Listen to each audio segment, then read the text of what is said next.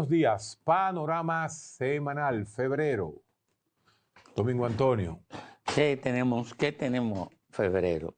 ¿Qué sirve ¿Para qué realmente? sirve febrero? Para la resaca, botar la resaca de enero. Bueno, a rezar los 4 días de vagancia de enero. Y en febrero nada más dura 28 y todavía tenemos el 27 de febrero por ahí. Y todavía hay gente y hay hombres como tú que se viste de rojo el día 14. Un 14, tú te vistes de rojo. El día que te vea vestido de rojo, un 14. Yo no tengo nada rojo. Mira, yo veo las cosas que pasan en la Secretaría, bueno, ministerio, ¿cómo se llame? Ministerio. La Secretaría de Educación. Y yo digo, no, pero ni siquiera un estudio mínimo hecho por el Instituto Nacional de Bienestar Magisterial, donde hace cuáles son las enfermedades diagnosticadas a maestros que califican para una pensión en el Estado. O sea, ni siquiera tienen la capacidad de hacer un pequeño estudio profesionalmente. Hablan de enfermedades y no ponen una sola enfermedad. Dicen hipertensión, obviamente, restricción en la columna, daño cervical, alteraciones de marcha. Yo le puse atención por lo siguiente. Diabetes 48. Después vienen, señores, trastorno depresivo, crisis nerviosas e ideas suicidas. Si usted une esas 3 causas de las razones por las cuales los maestros piden pensión, se dan cuenta que la tercera causa de problemas mentales, de problemas médicos en los profesores son mentales. Pero ¿cómo me hacen en una clasificación y me ponen trastorno depresivo, crisis nerviosa? ¿Quién le ha dicho a usted, gente del Instituto Nacional de Bienestar Magisterial, que crisis nerviosa es un diagnóstico? ¿Quién ha dicho que ideas suicidas es un diagnóstico? Por Dios. Pero por esa causa es que cientos de miles de profesores y familiares de profesores tienen un hospital que se llama el SEMA, que lo que hay son 2 o 3 psiquiatras, que no hay una unidad, no hay una cama de psiquiatría para los profesores. Entonces tú dices, ¿qué es lo que está pasando? No solamente con educación como ministerio, los profesores y las instituciones que tienen que ver con educación. Yo puse ese tema porque hablando los otros días con tu hermano Ricardo Nieves, hicimos un cálculo. Domingo, tú sabes que en República Dominicana solo se da clase lunes, martes, miércoles. O martes, miércoles y jueves. Sí. Tú sabías que hay un promedio de, escuchen señores, 37% de inasistencia en un año escolar tiene cada profesor. ¿Quieres que te diga algo? O sea, tú estás escuchando 37% que hace un 40%. O sea, significa que de 5 días a la semana hay 2 que no van. Pero yo te quiero darte una información que tú no tienes.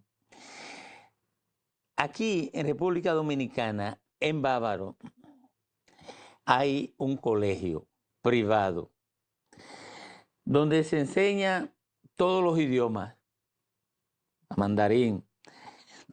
Yo sé cuál es ese colegio, claro que sí. Que está hecho de reciclaje. Sí. Bien, ¿quiere que te diga de dónde son los profesores? Son cubanos, son extranjeros. Sí. Y tú sabes cuál es el grado de la profesora. Tiene un PhD, pero algo más. Maestría en educación. En educación. Y tú sabes cuál es el problema que el principal problema que tiene la educación dominicana para ella. Ella es cubana, sí, comunista, la ADP. La ADP, la Asociación Dominicana de Profesores. El principal problema que tiene la educación dominicana para ella es la Asociación Dominicana de Profesores. Es comunista, O sea, y no está en No política. está en política. Y dice que el ADP es el problema. Es el principal problema. Coño, pero si los profesores se tiran un 37% y nadie dice nada. Yo creo, y era lo que estaba planteando Domingo Páez, que así como existe lo que se llama el toque de fondo en psiquiatría de adicciones, en abuso de sustancias, Sí. es que tenemos que tocar fondo. Yo creo que si aquí hay que pasarse un año sin dar clases, Que hasta se que se pase. organice las cosas como son. Estoy de acuerdo contigo. Aquí hay que hacer algo con los profesores, señores. Y que no me vengan ahora, no, que no son los profesores. Sí, yo sé que es multifactorial. Sí, yo sé que hay que pasar a los estudiantes porque no puede haber un... Sí, tiene que haberlo ya. Porque no puede ser, si hay que repetir, y esos muchachos, en vez de darle clase en el aula de quinto, hay que dárselo otra vez en la aula de cuarto, hay que hacerla. Pero el punto está, es qué vamos a hacer con la formación de profesores que además de todo, el 40% de las veces no van a clase. O sea, ¿qué es lo que hay que hacer? Eso, ¿qué te puede hacer? Yo digo lo siguiente. Los políticos son los que administran el Estado. Los políticos tienen que tener un proyecto de país.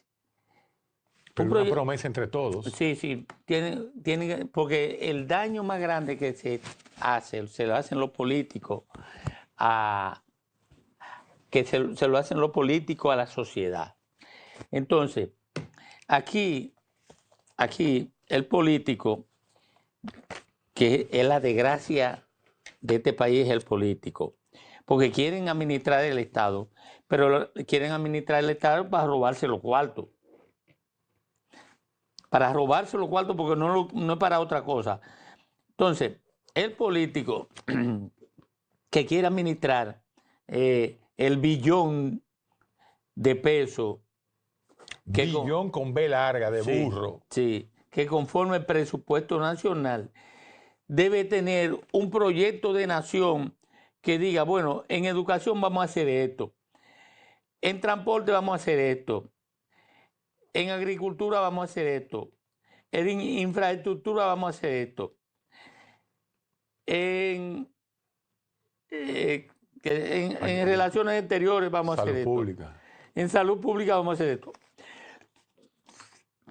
Y ese es mi proyecto de nación, que lo vamos a ejecutar en 4 años. O cualquiera que ganen, los que ganen, cualquiera. Sí, los que ganen. Entonces, pero ¿qué pasa?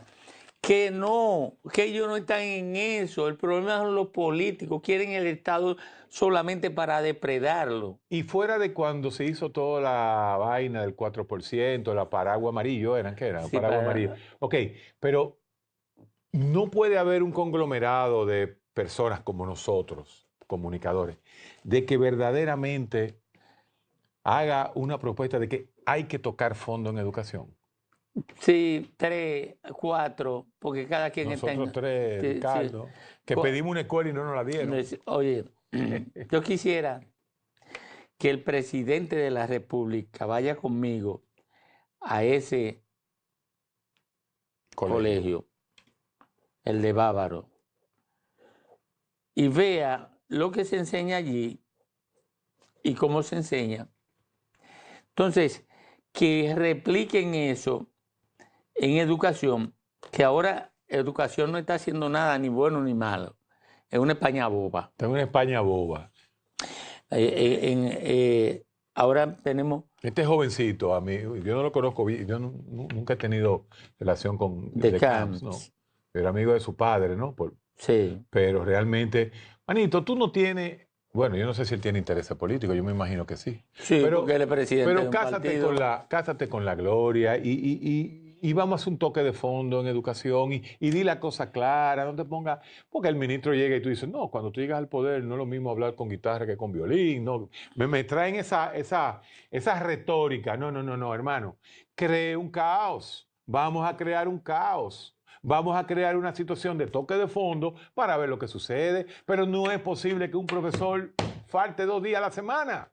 Es que no puede ser, no puede. Y si no se lo permiten, pero la gente vota por el PLD y el PLD es el que tiene el control de ADP. sindicato, de la ADP, El PLD. tiene el control de la El ADP. PLD es un partido minoritario ahora mismo, desde el punto de Sí, vista... porque la mayoría de los maestros están de acuerdo con esa vagancia. Es una gran desgracia la del pueblo dominicano. Una Sí, desgracia. pero es que como eso no se nota de inmediato, eso no es como el problema económico, es que si el dólar subió o que si los hospitales no tienen Sí, medicina. la O inflación. sea, la gente no le importa esa vaina. Y lo grande es que los padres, el 85% de los padres, esos son números que estoy dando, de los padres de los niños que están en colegio, no, perdón, en escuelas públicas, no le importan ni participan de la educación de sus hijos. Entonces, No, hay que porque esos padres, la mayoría no saben leer un párrafo. Ellos dicen que son profesionales, hay muchos profesionales, pero no saben leer. Entonces, no podemos decir, no, tenemos que cargarle la presión a los padres, porque los padres son analfabetos igual que los quiere que niños. te diga una cosa. Aquí hay 8.000 vehículos, ¿verdad? 7.500 7.000 vehículos. La mitad son motociclistas. Pero aquí no hay una política para los motociclistas. Ah, bueno, dice 8 millones de Ocho métodos de millones. transporte, lo cual es la Sí, mitad, sí. No, no, 8 millones. Mira, O- motoristas, aquí no hay una política choferes, de Estado que te diga, profesores. vamos a manejar estos 7.500 motoconchistas, vamos a manejarlo de esta manera para que dentro de 5 años ellos estén convertidos en esto. Bueno, Pero ¿quién tiene que hacer eso? ¿Quién tiene que hacer eso? Son los políticos. Ahora, ¿está un político pensando en eso? No. Ese es el tema. El tema es ese. pero el poder del ADP es tan grande que los políticos no se pueden meter con ella. Bueno, no se meten con ella porque ellos están para clientelismo y se asocian con los ministros para hacer algunos negocios y esa cosa. Bueno, el tema de educación nosotros siempre lo hemos tocado. Teníamos mucho Hacía mucho que no tocaba. que no tocábamos justamente el tema de educación y siempre, a mí me llama una profesora, una señora profesora de San Cristóbal, me dice, doctor, yo entiendo lo que usted dice, pero... Y ella me explica muchas cosas y me llama, bueno, mira, del sur son los dos. Y otro, un profesor de Azua de Compostela. Me dice, mire, es una así. Pero la realidad real es que ese número de algún lugar sale. Cuando usted dice que un profesor falta al 37% de sus horas laborables, eso equivale a lunes, martes y miércoles de clase y jueves y viernes no voy por cualquier razón. ¿En qué parte del mundo sucede eso? Hay mucha parte que ocurre. Bueno, en Bolivia, en Honduras, pero yo no sé, porque justamente, y era lo que yo te decía, el marcador del tránsito es otro. Recuérdate que nosotros tenemos el tránsito más caótico del mundo, y tú vas a Honduras, y tú vas a Vietnam. En Vietnam hay 15.000 motores por encrucijada, pero todos se paran en rojo.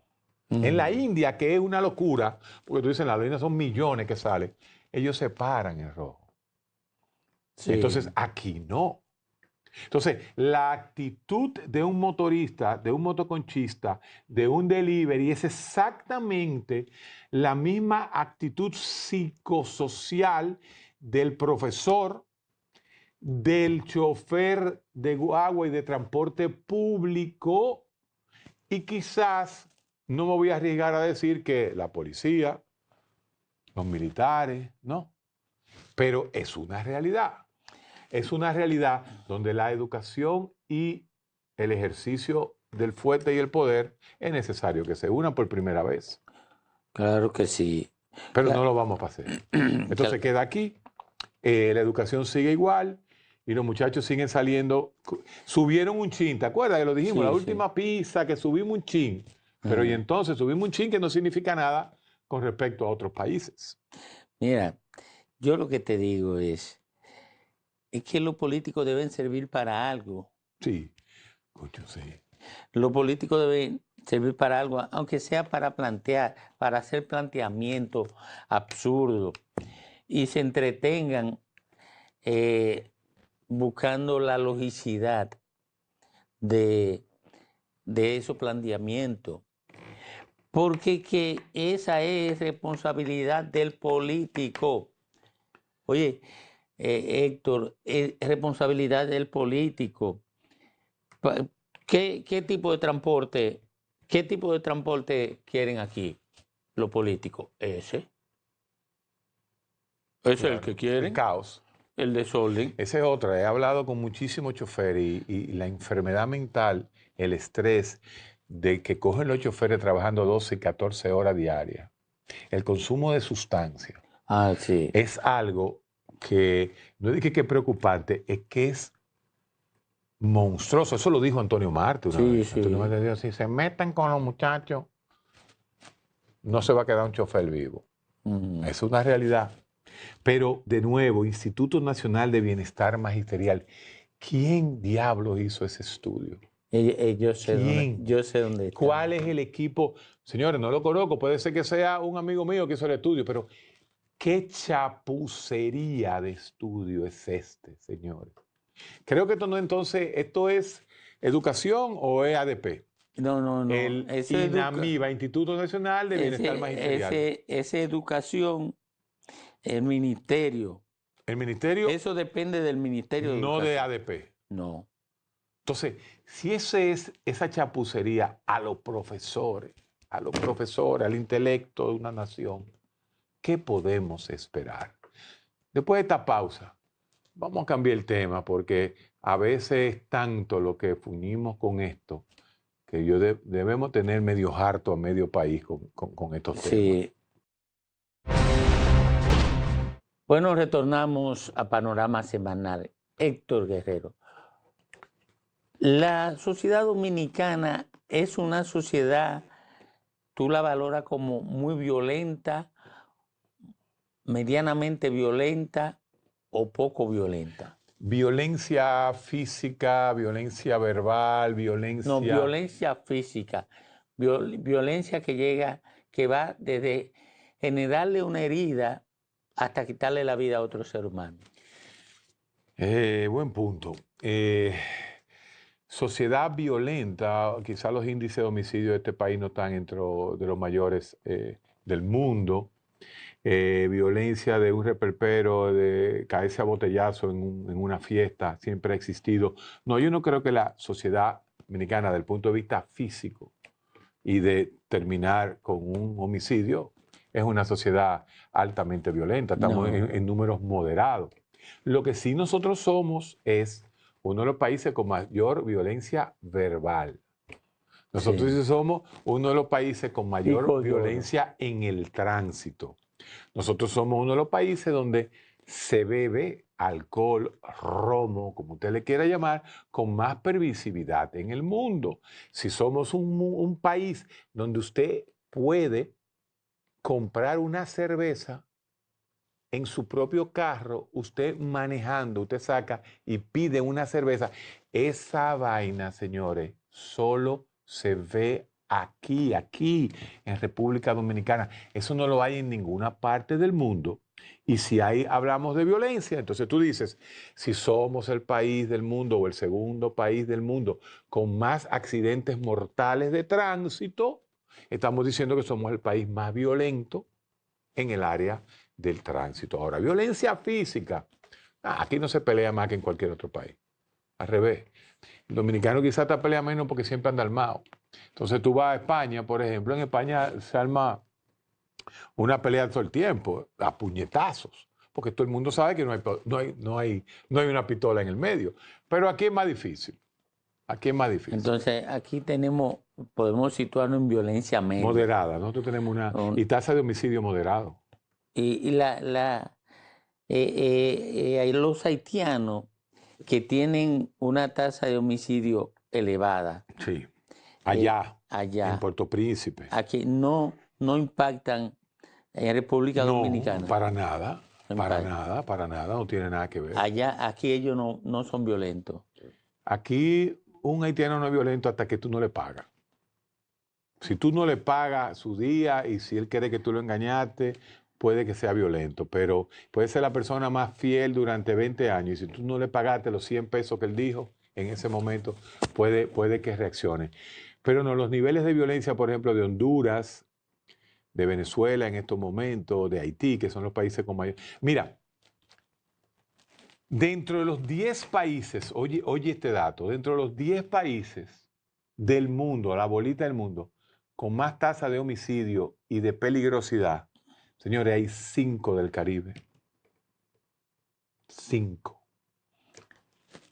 Jamaica, Haití, Trinidad Tobago, Honduras que tiene Caribe y Venezuela. Caribe. O sea, el Caribe es más peligroso. El Caribe, sí, nuestro Caribe bonito, es más peligroso que África en estos momentos. Porque de los 10 países, 5 son caribeños, más otro que me parece que fue México, que salió uno de ellos. O sea, hay 6 países de los 10 son de América, pero 5 del área del Caribe. Imagínate tú. Y después vienen 3 de, creo que son 4 de Sudáfrica, 4 de África y 1 de Asia. Entre los 10 países más peligrosos. Entonces, realmente, en el Caribe, la expresión de la violencia, junto con, obviamente, los problemas sociales, son una bomba. Y República Dominicana no está ahí. No, nosotros no estamos a ese nivel, por suerte. ¿Por qué en República Dominicana adquiere en los medios de comunicación tanta relevancia la muerte, los feminicidios? Aquí hay todo un movimiento y toda una ONG bien establecida que multiplican todas las noticias que tienen que ver con los feminicidios. Aunque, y tú sabes que mi posición con los feminicidios siempre ha sido muy, muy crítica y siempre me he tirado en contra, porque yo siempre digo, detrás de un homicidio hay un problema de salud mental. Y la salud mental implica salud social, obviamente. Y nadie quiere abordarlo por ahí. No. A nadie le conviene coger el ángulo de el watchman, como lo hemos explicado muchísimas veces aquí, del watchman que mata a la mujer, porque ya la mujer pasó de secretaria a ser sugerente y ya se está relacionando con subgerentes y el tipo sigue siendo watchman porque no estudió o sigue traqueteando en lo que puede. Porque eso es lo que pasa. Cuando tú tienes un 75% de población femenina en las universidades, las que van a crecer son las mujeres. Entonces tú dices, bueno, ese hombre resentido, bebiendo, un día borracho, sabe que ya la mujer no lo va a querer, que lo va a votar. Lo va a votar porque es ley de vida, ley de la XX y la XY. La XX busca protección del XY. Esto es genética, biología 101. Cuando la mujer le pierde la admiración y se siente desprotegida de su XY, lo saca. Ley de vida. Y entonces, en esos momentos es que suceden estos casos. Si tú lo ves, la mayoría de los feminicidios son hombres ya mayores, maduros, casándose con mujeres mucho más jóvenes, mucho alcohol en el medio, o ese gap socioeconómico y educativo que se van creando entre la pareja. Eso es lo que más se ve. Pero ese ángulo no vende. Ese ángulo no vende ONG, no tiene... Bueno, se han caído muchas ONG después que se fue, ¿cómo era llamado? USAID. Pero realmente por ahí hay que verlo. Y en la mayoría de los casos, los feminicidios que terminan con suicidio, para mí el 90% de esos casos hay un problema mental, un problema de salud mental. Pero lo que importa es el concepto social de violencia, hombre violento, XY violento, ¿no? O sea que realmente con los feminicidios lo que hay es una replicación mediática y un grupo, ¿no?, de comunicadores que le dan y la ventilan. ¿Qué podría hacerse para prevenir la violencia contra la mujer? O sea, A mí me preocupa la violencia contra el hombre. ajá, ¿por qué? Bueno, sí, la violencia contra el hombre. Si de cada 10 homicidios, 7 creo que son en hombre, hombre contra hombre, no es más factible no sesgar el concepto de violencia y ponerle la violencia hacia la mujer. No estamos dejando 200.000 variables diferentes de no tratar la violencia entre los hombres.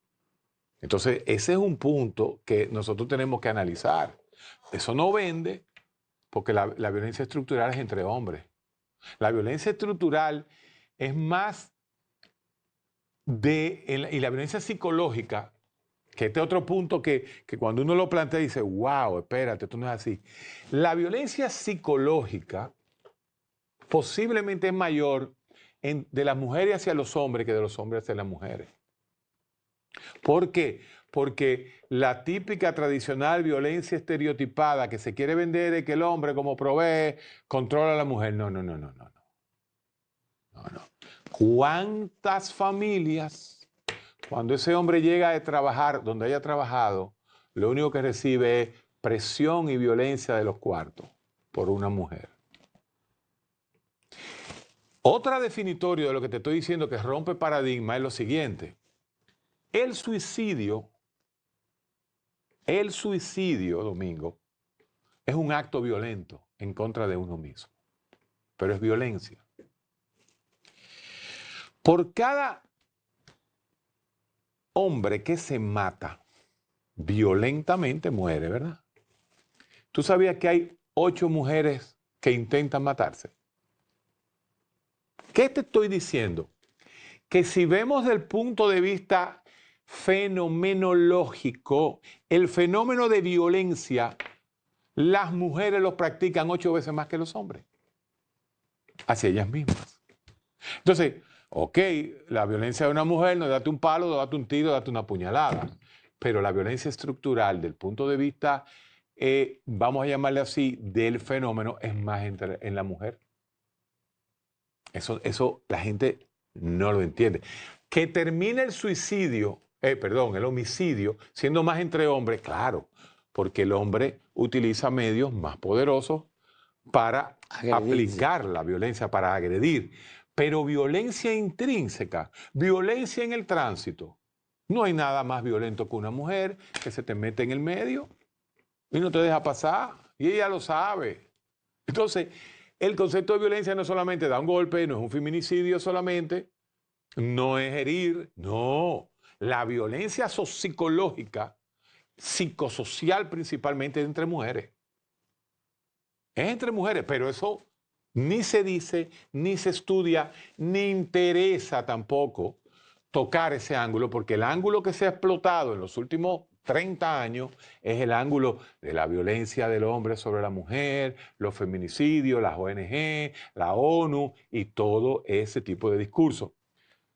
Me van a decir que yo parezco un dirigente de derecha conservadora hablando. No, el problema es que esa es la realidad. El problema es que si ser de izquierda es aceptar que un transexual hombre con XY participe en una olimpiada con mujeres, eso es una aberración. Entonces, si eso es lo que es ser izquierda, ahora pues yo soy de derecha. No sé si me estás entendiendo. Claro que Entonces, sí. estos puntos que justamente están en crítica, están en total revisión últimamente. Están en exámenes. Están en exámenes, es lo que ha destruido el concepto de izquierda. O sea, y es algo que cuando yo veo ese marcador, o sea, en Estados Unidos 67% está en desacuerdo con que los transexuales hombres que se hacen mujer participen en Olimpiadas, pero hay un 32, 33% que lo acepta. Entonces, ese 32% que acepta eso, que son los dirigentes, los promotores de la izquierda, son simplemente unos retardados mentales. Son unos estúpidos. Porque esa estupidez solamente le cabe a un concepto mega relativista para deconstruir lo que es el sexo o el género, como usted le quiera llamar, XXXY. Nunca un hombre que quiera hacer lo que sea, si se quiere ser cebra, que sea cebra, si se quiere ser mujer o triple mujer, no importa. Pero de ahí a participar, por ejemplo, en las Olimpiadas, donde el músculo es parte del concepto de competencia. competencia. Entonces tú no le puedes poner músculo de testosterona que nacieron con testosterona, ahora porque el tipo le dio con ser mujer. O sea, cuando tú ves esas cosas, tú dices, con razón, la izquierda está en el suelo. O sea, con razón, la izquierda hay que desaparecerla. Si esos son los discursos de izquierda. Los discursos emancipadores. Emancipadores. Hermano, si usted es maricón, usted no tiene que estar creyendo en matrimonio. Entonces, porque usted fuñe la paciencia con casarse por la iglesia. No, hombre, deje eso así. Haga su contrato nupciales de que si usted se casa con su marido, usted tiene los mismos derechos, pero no tiene que forzar el mingo a que venga un cura o un pastor a casarlo. Claro. Porque si usted tiene su mente, usted está abierto y usted es un tipo liberal, usted quiere casarse con su macho, usted no tiene que estar yendo a misa ni a iglesia, ni está haciendo boda, caminando como camina mujer y hombre. No, no hay que hacerlo. Entonces, ese tipo de posiciones, cuando uno la toma, entonces, wow, pero estos tipos neonazi. No, no es un neonazi. Es simplemente dando la razón. Pero una pregunta. ¿Sienten ellos presión para la exhibición? Porque yo siento que el homosexual siente una necesidad interna muy fuerte por exhibir su condición. En los años 70, cuando comenzó el gay boom, salieron los grandes artistas, los rockeros, David Bowie, el gay boom, y después el orgullo gay. Había una necesidad de exposición para romper esquemas. Yo estoy de acuerdo con lo que es el orgullo gay, pero de ahí a la sobreexposición gay, el hecho de que dos hombres se estén besando. No, dos hombres no se tienen que estar besando en público porque no se tienen que estar besando ni una mujer ni un hombre. Exacto. No tienen que estar en un parque dándose besos con su novia tampoco. Entonces ese es el punto. Pero obviamente de esa sobreexposición necesaria para adquirir derechos, se liberalizó de una manera abominable, donde verdaderamente, y es una realidad, se quiere demitificar hasta la pedofilia. Hasta el extremo. Hasta el extremo. Entonces, esos extremos, está bien que sí, pero no. Y mira, yo lo viví en carne propia. Yo viví en Filadelfia. Filadelfia era The Brotherhood City. The Brotherhood City. Quien cuidaba a mis dos niños era una pareja gay de hombres. Lo ayudaba. Uno era profesor de ellos. Y yo no tenía problema. O sea, yo no tengo problema con eso. Estaba hablando del año 1998. 97, 98. Pero ¿qué pasa? Yo viví en una calle gay. Yo viví en Lombard Street. Todo el que conoce Filadelfia, Center City, sabe, Lombard Street y Spruce son calles de gay. Y nosotros llegamos y el apartamento que encontramos, pues te digo, todo el que vivía era gay. Cuando yo decidí salir de ahí, salí corriendo, me fui a las afueras de Filadelfia. Bueno, no solamente porque esa pareja de gay era gente muy respetuosa. Los muchachos eran joyas. Pero yo no podía bajar con mi carajito de 4 años. Entonces abajo había un gay en minifalda, en tanga, con la nalga afuera, y otro gay moreno abrazándolo y besándose en la calle. Eso no lo hacen los varones hembras. ¿Por qué tengo yo que enseñárselo? Entonces mi hijo en una me dijo un día, papi, pero ellos son dos varones. Y le digo yo, ellos son gays. Ese día recogí mi motete y alquilé un apartamentico en otro lado. ¿Qué es eso? Yo estoy de acuerdo con el orgullo, pero de ahí a estas exageraciones, está bien que sí, pero no. No. No. Ahí fue que la derecha lo Lo aprovechó aplastó y lo está aplastando. y lo está aplastando Y lo está aplastando. y le puso nombre hasta la cultura woke. El wokismo, ya El tú sabes, wokismo, por ahí. y lo tiene contra la pared en Europa y en Estados Unidos. Y otro punto interesante, la reacción afirmativa. El Ajá. hecho de que en la universidad tienen que entrar un negro, un blanco. Yo personalmente me aproveché de eso.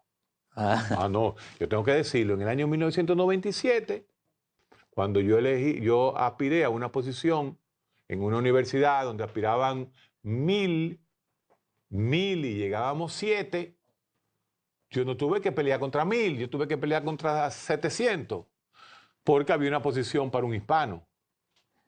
Pero quizás el que entró a otro hospital peor que yo, uno que se fue a Nueva York, tenía más índice que yo. Índice que yo le iba a dar trabajo, pero bueno, tenía quizás más índice que yo, pero él no entró porque esa posición se la estaba reservando a un latino. Y es verdad, así fue que yo entré. Por nota no era, sino por la Por acción afirmativa. acción afirmativa. Que también los blancos tienen derecho a decir, óyeme, espérate, esto no es de blanco, ni negro, ni azul, ni rojo, esto tiene que ser Por nota. meritocracia, 100%. Sí. Entonces, eso es otra realidad que está dando en la madre, y eso es lo que de una forma un poco radical maneja Trump con Harvard. Sí, Ahí hay un conflictazo. sí. Ahí hay un conflictazo. Y todo el mundo que sabe lo que estoy diciendo es así. Porque detrás también vienen injusticias. Construyendo justicia viene un paquete de Bueno, injusticia. a mí me pusieron en mi residencia troublemaker. Mm. ¿Tú tienes idea lo que es los americanos cuando le ponen a uno troublemaker? No les gusta, a los gringos no les gusta esa No. vaina. Yo hice troublemaker porque yo les rompí el presupuesto yo le rompía a la ciudad de New Haven el presupuesto de salud, donde yo demostré que a los blancos le daban medicación que costaba $13 y a los negros y a los latinos puertorriqueños, en ese caso New Haven es más puertorriqueño, y un grupo de dominicanos, el medicamento que le daba costaba 7 centavos. $13, 7 Contra centavos. 7 centavos. Entonces, cuando yo metí a una cantidad enorme de latinos y negros en moléculas de $13, subió el El costo. presupuesto. Entonces yo tuve que hablar con concejales, con los puertorriqueños que tenían el control político para que mediaran eso. Entonces, si yo hubiera quedado en Estados Unidos, yo creo que a mí me hubieran sacado de allá. Pero esas son Ahora las sí, cosas. con Trump sí. Mira qué interesante. Te voy a tocar otro punto después de esta pausa, que la gente nunca habla de eso. Vamos a la pausa. Bueno, retornamos a Panorama Semanal. ¿Qué fue lo que te pasó ayer? No me pasó. Yo regreso en el 2002, ya yo tengo 23 años que regresé, ¿verdad? Ya yo soy un anciano.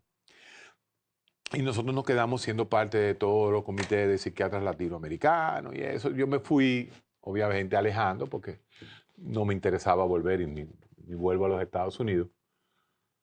Pero recuerdo un amigo boricua, psiquiatra de Boston, un tipo brillante, pragmático, que sabía manejar la comunidad latina a la perfección. Recuérdate que el último año yo lo hice en la clínica hispana más grande en los Estados Unidos, que la de New Haven, Connecticut, y en el veterano uno de los más grandes, cuando fuimos ahí jefes residentes.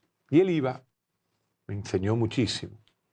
Recuerdo en el 2009, oye lo que voy a decir, cuando llega Obama. Obama llega como el ídolo, ¿no? Como la noesis. Me dice, no puedo decir su nombre, Guerrero, ahora sí nos jodimos los latinos. Y yo, ¿cómo así? El enemigo más grande de un latino no es el blanco americano, es el negro. Tú tienes idea, busca ese dato, la cantidad de directores de escuelas en los guetos latinos, medio latino, medio afroamericano, que cambiaron de manos de latino a manos de. Entonces, La única vez en mi vida, yo creo que lo dije una vez en estos programas, que yo recibí racismo directo contra mí en los Estados Unidos. Me convino porque le hice un bulto grandísimo y me dieron 2 días me dieron 2 días de vacaciones. Fue en mi primer año de medicina interna en Filadelfia, en el Hospital de Graduados de Filadelfia. Ya estaba yo en la emergencia y llegó una afroamericana. Y yo, era primer año de medicina interna, y la recibo. Anda para carajo. Esa señora dijo, a mí no me pone en la mano un speak latino. A mí me buscan un médico americano. ¿Qué pasa? Cuando yo veo eso, las enfermeras, estábamos hablando del año 97, 98, cuando estaba de moda el antirracismo, ¿no? Cuando surgió el wokismo, ¿no? Muchachos, yo me aproveché de eso y yo me ofendí. O sea, yo me ofendí, ¿cómo va? Yo soy una minoría aquí, yo soy latino. Efectivamente, bajo un médico americano, un médico afroamericano amiguísimo mío, y la trató él. Y entonces, nada, me sacaron, hicieron un incident report, un incidente report, y al otro día yo tuve que ir, en vez de ir a trabajar, tuve que ir a la audiencia con la dirección. Doctor, ¿cómo usted se siente con eso que le haya pasado? Y yo, no me siento, yo lo entiendo, mentira, a mí me importa un carajo, pero me gané 2 días. Entonces, el racismo que vende, no, el racismo es del blanco al negro. El racismo, no. Lo que está pasando en Nigeria, ¿en qué? ¿En Nigeria? Sí. Nigeria. Lo que está pasando en Nigeria, el racismo entre los africanos es más fuerte que el racismo del blanco al negro. Claro. El racismo árabe, entre los árabes, es algo, y no voy a hablar de los paisitos europeos que se han dividido en 4. Solamente Yugoslavia se dividió en 4 por el racismo. O sea, que realmente todas estas ideas, estos paradigmas de liberalismo izquierdoso van a cambiar en los próximos años. Y eso es la misma ola que está llevando a la derecha a coger el poder en el mundo. Estoy de acuerdo contigo. Nos fuimos.